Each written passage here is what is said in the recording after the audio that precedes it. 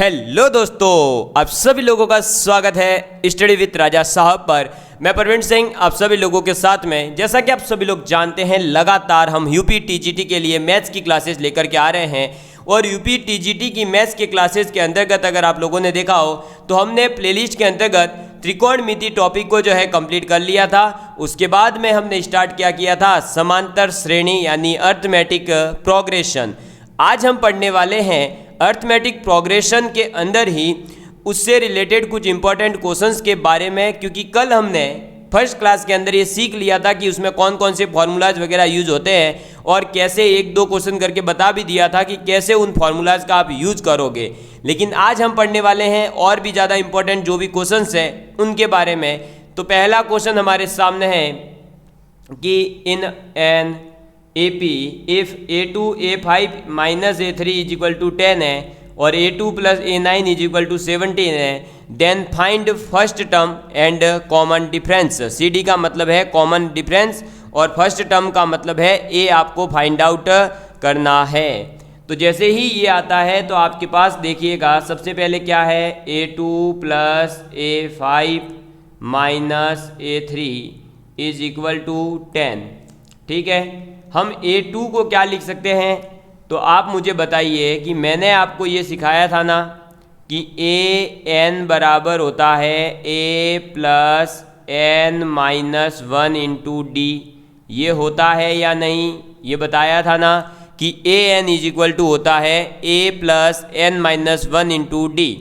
तो यहाँ पर अगर A2 है तो क्या हो जाएगा, A2 की जगह हो जाएगा आपका A प्लस 2 माइनस 1 यानी 1 ही आ जाएगा और आपका D। फिर A5 के लिए क्या हो जाएगा, A प्लस 4D। फिर माइनस A माइनस आपका 3 है यानी कि आ जाएगा 2D इज इक्वल टू 10। जो कट रहा है उसे काट दीजिए, ये A से A कट जाएगा।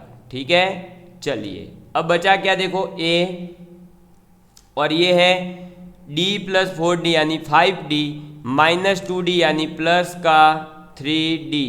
तो A plus 3D is equal to हो जाएगा आपके 10। क्लियर है, ये हो गई फर्स्ट इक्वेशन। दूसरा क्या दे रखा है, A2 plus A9 is equal to 17। तो ये हो जाएगा आपके A plus D plus A plus 8D is equal to 17। तो ये हो जाएगा आपके 2A plus 9D is equal to 17। ये हो जाएगी हमारे सेकेंड इक्वेशन। तो फर्स्ट इक्वेशन और सेकेंड इक्वेशन दोनों को आप यूज करके A और D की वैल्यू निकालेंगे। मैंने क्या किया, फर्स्ट इक्वेशन का 2 से मल्टीप्लाई कर दिया। तो जैसे ही मैं फर्स्ट इक्वेशन ये जो है A plus 3D is equal to 10 का 2 से मल्टीप्लाई करूँगा, ये बन जाएगी 2A plus 6D is equal to 20। ठीक है, और सेकेंड इक्वेशन में से 2A plus 6D is equal to 20 को मैं घटा दूंगा। तो इसको माइनस करूँगा, इसको माइनस करूँगा, इसको माइनस करूँगा। जैसे ही इसको माइनस करूँगा तो हमारे को पता है 2A प्लस का और 2A माइनस का तो घट जाएगा। ठीक है, बचा क्या, प्लस का 9D और माइनस का 6D यानी आ जाएगा आपके पास में 3D और इक्वल टू में माइनस का 3। तो हमारे पास यहाँ से क्या आ जाएगा, मैं इसको आगे लिख रहा हूँ, ये इसको साइड में रख के। अब हमारे पास क्या आ जाएगा, तो आ जाएगा D बराबर माइनस का 1। ठीक है, D बराबर माइनस 1 आ गया। इस D बराबर 1 को चाहे तो आप फर्स्ट इक्वेशन में चाहे तो आप सेकेंड इक्वेशन में पुट करिए। मैं फर्स्ट में पुट कर रहा हूँ, तो A plus 3 multiply with minus 1 is equal to 10। तो ये आ जाएगा A बराबर 13। क्लियर है, तो इसका मतलब आपकी फर्स्ट टर्म तो क्या हो जाएगी 13 और आपका कॉमन डिफरेंस हो जाएगा -1। समझ में आ गई बात। तो आपके पास कोई AP है, उस AP के अंदर A2 plus A5 minus A3 करते हैं तो इक्वल टू में आ जाता है 10, और A2 प्लस A9 करते हैं तो आ जाता है 17। ठीक है, ऐसी कंडीशन दे करके आपसे पूछा था कि फर्स्ट टर्म और कॉमन डिफरेंस क्या है। क्लियर है? तो हमने क्या करा, an is equal to a plus N minus one into d की जगह वैल्यू को पुट करा, तो an इज इक्वल टू होता है a plus N minus one into d formula. उसके अकॉर्डिंग A2 को लिखा हमने क्या, a प्लस डी, A5 को लिखा a प्लस 4d और A3 को लिखा a प्लस 2d। इन तीनों को यहाँ पुट करा और पुट करके इक्वल टू 10 रख के हमने इक्वेशन निकाली, उसको दिया फर्स्ट इक्वेशन नाम। फिर हमने क्या करा, A2 plus A9 is equal to 17 है, तो A2 को लिख दिया वापस से a प्लस डी और A9 को लिख दिया a प्लस 8d। ठीक है, और इसको भी सॉल्व करा तो ये आ गई हमारे पास 2a plus 9d is equal to 17। ये सेकेंड इक्वेशन। इन दोनों इक्वेशंस को सॉल्व करके a और d निकालना था, जो आप लोगों को पता ही होगा कि दो अगर आपके पास में लीनियर इक्वेशंस है तो आप कैसे सॉल्व कर सकते हैं, और उनको लीनियर इक्वेशन को सॉल्व करके हमने आंसर निकाल लिया। ठीक है, चलिए ये था फर्स्ट क्वेश्चन। मेरे हिसाब से आप सभी लोगों को बहुत ही अच्छे तरीके से समझ में आ गया होगा। आगे बढ़ते हैं नेक्स्ट क्वेश्चन की ओर। नेक्स्ट क्वेश्चन है हमारे लिए, if a is equal to 5, यानी फर्स्ट टर्म किसी AP की 5 दे दी है, an यानी कि अंतिम पद 45 दे दिया है 45, और sn यानी कि उस AP का जो योग है वो कितना है 400 है। Then find number of terms, यानी आपको n निकालना है और कॉमन डिफरेंस यानी कि CD निकालना है, यानी D निकालना है। तो n और D दो चीज़ें आप लोगों को निकालनी है। ठीक है, सबसे पहले तो हम लोग क्या करेंगे, n निकालने के लिए आप लोगों को मैंने कल एक फॉर्मूला लिखवाया था, Sn इज इक्वल टू होता है n/2 multiply with a plus an। ये होता है Sn इज इक्वल टू क्या होता है, n/2 into a plus an। ठीक है, यहाँ पर हमारे पास Sn की वैल्यू भी है, a की वैल्यू भी है, an की वैल्यू भी है, तो क्या हम n निकाल लेंगे? हाँ, n निकल जाएगा। तो वैल्यू पुट करो, Sn की वैल्यू कितनी है 400 is equal to n upon में 2 मल्टीप्लाई विथ a यानी 5 प्लस an कितना है 45। क्लियर है? अब ये हो गया हमारे पास में 400 is equal to n upon में 2 होगा और ये आ जाएगा 50, तो ये कट जाएगा, तो इनटू में यहाँ हो जाएगा केवल 25। 25 का डिवाइड आप 400 में करेंगे तो n बराबर कितना आएगा, तो देखो 25 से कम 25 और 25 चिंग 150, यानी n बराबर आ जाएगा आपके पास में 16।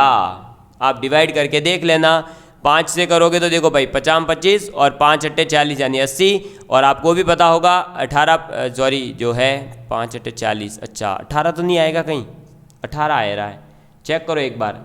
अरे भाई देखो ये 400, ये 25, ये 5 से 5 बार, ये 5 चौक 80, ये 5, ये फिर 5 एकम 5 और 5 16 पंजे 80, सही है। ठीक है, 18 पंजे 90 होता है यार। ठीक है चलो एग्जैक्टली। तो n जो है नंबर ऑफ टर्म्स हमारे पास कितने आ गए हैं 16। अब आप ये बताइए कि an इज इक्वल टू होता क्या है, a plus n minus 1 into D होता है। an की वैल्यू है हमारे पास, a की वैल्यू है हमारे पास, d की वैल्यू नहीं है हमारे पास तो हमें निकालनी है, और n की वैल्यू हमने निकाल ली, तो पुट करेंगे तो d की वैल्यू आ जाएगी ना। an कितना है 45 बराबर a कितना है 5 प्लस 16 माइनस 1 गुणा d, ये हो जाएगा कितना, तो ये 40 हो जाएगा। 45 माइनस 5 40 बराबर 15d। क्लियर है? तो यहाँ पर अब आप जो है डिवाइड कर दीजिए, तो d बराबर आ रहा है कितना, यह आ जाएगा 5 अटे 40 और 5 तिया 15, 8/3। क्लियर है? तो d यानी कॉमन डिफरेंस की वैल्यू आ रही है 8/3, और n यानी कि नंबर ऑफ टर्म्स हमारे पास में आ गए कितने 16। क्लियर है आप लोगों के लिए? तो आप लोगों ने देखा कि कैसे हम एपी के अंदर आपको केवल और केवल फॉर्मूलाज कौन कौन से, A N is equal to होता है A plus N minus one into D, और एक होता है नंबर ऑफ टर्म्स का जो सम है वो एस एन, तो S n is equal to होता है n by two into two a plus N minus one into d, या शॉर्टकट याद रख सकते हैं कि एन अपॉन में two into a plus a n होता है। तो आप इजीली हर एपी का जितना भी क्वेश्चन बन सकता है, एपी के जैसे जैसे टाइप के क्वेश्चन बन सकते हैं, आप सभी क्वेश्चंस कर पाएंगे। केवल ये 2-3 फार्मूलाज हैं जो याद रह गए तो, और एक ये कॉन्सेप्ट कि दो टर्म्स का डिफरेंस जो है वो एपी के अंदर कांस्टेंट ही रहेगा, उस कांस्टेंट में कोई चेंज नहीं आता है। समझ में आ गई बात? क्लियर है आप सभी लोगों के लिए? चलिए बढ़ते हैं अब हम नेक्स्ट क्वेश्चन की ओर। नेक्स्ट क्वेश्चन है दोस्तों, if sum of first 3 terms of an AP is 27। ये कह रहा है कि एक एपी है, उस एपी के जो फर्स्ट के 3 टर्म्स है, कोई भी 3 टर्म्स हो सकते हैं, उनका योग जो है सम जो है वो 27 है, और उन्हीं 3 संख्याओं के स्क्वायर का अगर हम सम देखते हैं तो 293 है। तो आप लोगों को जो 3 टर्म्स है वो निकाल कर बताने हैं। इस क्वेश्चन को सॉल्व करने के लिए कॉमन सेंस अगर आप लगाएंगे कि भाई एपी की डेफिनेशन के अकॉर्डिंग, तो आप 3 टर्म्स कौन कौन से लेंगे, ए प्लस डी और ए प्लस 2d, ये वाले टर्म्स लेकर के आप सॉल्व करने बैठोगे तो आपका ये क्वेश्चन सॉल्व तो होगा लेकिन बहुत ही ज़्यादा लेंथी जाएगा। इसीलिए मैंने 3 टर्म्स लेने हैं तो भी, 4 टर्म्स लेने हैं तो भी, और 5 टर्म्स लेने हैं तो भी याद एक बता दिया था कि ये आप लेंगे। तो 3 टर्म्स के लिए मैंने क्या बोला था कि आपको जो 3 टर्म्स लेने हो तो आप ये वाले लेंगे, ए माइनस डी, ए प्लस डी। ठीक है, अब आपको समझ में आएगा कि ये 3 टर्म्स लेने का फ़ायदा क्या है। सबसे पहले क्या बोला है, इनका सम यानी A minus D plus A plus D is equal to होता है 27, इसने बोल दिया। अब आप यहाँ देखिए, ये d से d कट जाएगा, ये फ़ायदा है ऐसे नंबर्स लेने का। तो ये आ जाएगा 3a इज इक्वल टू 27, तो a इज इक्वल टू आ जाएगा 9। क्लियर है, समझ में आ गई बात? a इज इक्वल टू क्या आ जाएगा, 9। और ये जो a है ये क्या है, हमारा फर्स्ट टर्म है। भाई किसी भी एपी का फर्स्ट टर्म आप ए मान के है ना, तो यहाँ पर अपने पास में ए आ चुका है 9। क्लियर है, अब हमें क्या निकालना है, केवल और केवल देखो फर्स्ट ये जो 3 टर्म्स है ए माइनस डी, ए प्लस डी में ए की वैल्यू तो हम निकाल चुके हैं। ठीक है, ए की वैल्यू तो निकाल चुके हैं ना 9। अब हमें डी अगर पता चल जाए तो हम तीनों के तीनों टर्म्स लिख लेंगे। ये क्वेश्चंस आए हुए हैं आपके टीजीटी पीजीटी के एग्ज़ाम में, ऐसे क्वेश्चंस आते हैं। तो अब हमें डी निकालना है, उसके लिए दूसरी कंडीशन दी है कि ये जो भी नंबर्स है इन सभी के स्क्वायर कर दो, यानी ए माइनस डी का square plus A square plus A plus D का होल स्क्वायर बराबर है 293।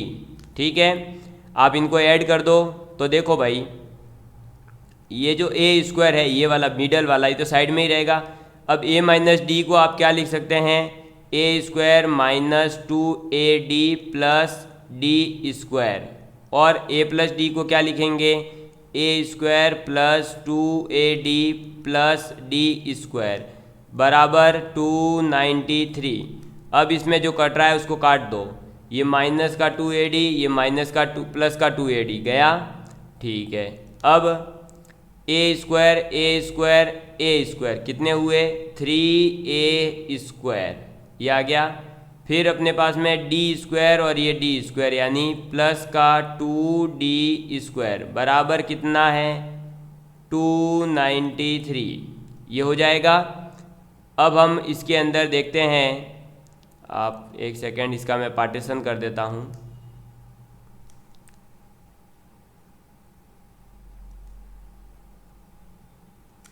ठीक है, तो अपने पास में 3a square plus 2d square is equal to 293 आ गया, और a की वैल्यू अपन ऑलरेडी निकाल चुके हैं, कितनी है, 9, और 9 का स्क्वायर कितना होता है, 81। 81 का मल्टीप्लाई आप 3 से करोगे तो कितना आएगा 243 प्लस 2d² बराबर 293।